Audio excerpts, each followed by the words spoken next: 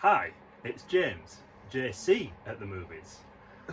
Oi! That's my line! Hi folks, welcome back to movie night. We'll see you after the first film. So, we've just watched our first film of the night, Barbarian, but before we discuss it, this is James. Yes. This is the lad who couldn't join us last time because he was too busy going to visit his mum on her birthday. You know, sometimes you have to do these things. Honestly, fake friends, Lyndon. Jokes. But yeah, so the idea of these nights has been to try and watch films that none of us have seen. But I convinced the lads to watch Barbarian because they've not seen it and I've seen it before, and it was my favourite film of 2022. So I'll defer to you lads. What do you think? Well, it was interesting. Yeah, I feel like the first maybe third of the film was very suspenseful, setting you up, getting you sort of prepared. Yeah, I think the first half was all suspense and wonder. Like, you didn't really know, like, if it was him, what really was going on, and at first it just sort of seemed normal, and then obviously as it revealed more and more about the basement, then it became more and more, something more is going on. But then you get to that bit in the middle, and like you said, if we didn't know that there was something coming, you think, hang on a minute, is this a different film? Yeah, absolutely. Just a full smash cut to him in the car, and you're like, oh. Yeah, a whole different story, and like the Beach Boys playing or whatever it is, and he's singing along, and it's like, yeah. I adore it. I don't think there's too many horror films these days and suspense films that are, that try and do something different with the narrative, and I think that this one really tried to, like you say, it sets it up, makes you think it's going to be a normal sort of slasher thriller, and that, the obviously suspect guy is the obviously suspect guy, and then obviously when it's revealed that he's not, and it's this whole other thing going on. Definitely. It just sort of very much feel like two films. It's like very suspense, and then it's very, this is a monster film now, basically. Yeah. And it was equal parts horrifying and hilarious, wasn't it? Oh yeah, definitely. Yeah, it made me jump out of my seat 3 times, and then also hilariously giggle at the gore and splendour of it 3 times too. Absolutely. There's a scene in it which I'm sure folks will know. All I'll say is it's the nursing scene. And I, having known both of these lads since I was 3 years old, anticipated that James would be mortified by the scene, and I'm that not Lyndon, a horror guy at all. Yeah, and that Lyndon would find it hilarious when we got to the scene. He was recoiled in horror, and he's like, "Yeah, go for it. Let's see more."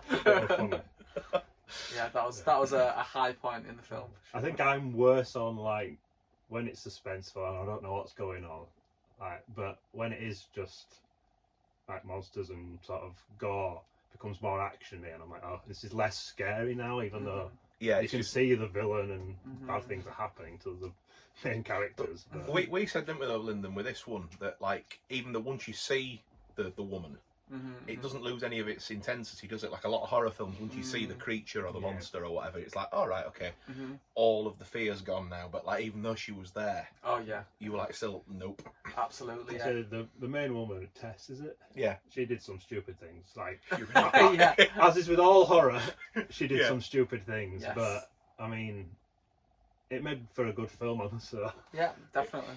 It did, absolutely. Right, out of 10, Lyndon. Ooh, I'm gonna give it a strong 7.5. I think. Fair enough. Yeah, I was thinking somewhere between a 7 and 8 at myself. But yeah, I think it's probably an 8. But because I don't like horror very much, I'm gonna give it a 7. So if you're fans of the genre, will enjoy. Fair enough. And I'm definitely a solid 8 out of 10. Yeah. Definitely, yeah. Absolutely. Right, well, we've not decided what we're watching next, but we will see you after it. Yes. Cheers. So we've just watched our second final film of the night, 1995's Hideaway, starring Jeff Goldblum, Alfred Molina and Alicia Silverstone, amongst others. It was shit. Yeah. Not the greatest. Describing it, yeah. Very odd. Yeah. Yeah, it was sort of like, I don't know, it had hints of so many other films, and like one of us said it. Yeah, like one of us said it. There's a good premise in there. Yeah, somewhere in there. But it didn't quite land, does it? Not a great execution, yeah. No, Jeff Goldblum's not that guy, is he? He's no action hero, definitely not. And he's just something about him. It's just a bit creepy. Like he's a bit awkward and a bit. Like, you weren't sure whether he were having visions and being the creepy weird guy because of how weird he were acting all the time. So you weren't sure what were happening in that sense. There were a scene where he like clearly like were lusting after his daughter. Yeah. And you're like, hang on a minute, as he swapped bodies with the killer, but no, it was just the choice that Goldblum made to play that scene. Yeah, very odd. But yeah, basically, he has like a near-death experience, and there he does die, and gets brought back by Alfred Molina, who's like this resuscitation expert. He's done it twice now. Bad results both times, really. Yeah, but it goes tits up, and he ends up getting sort of like this psychic connection with this other person that's been previously resuscitated by the Doctor, and then they're both somehow, one's possessed by God and the other by the devil. Yeah. Some absolutely outrageous CGI on a level of Lawnmower Man. Probably cutting edge for the time. Really.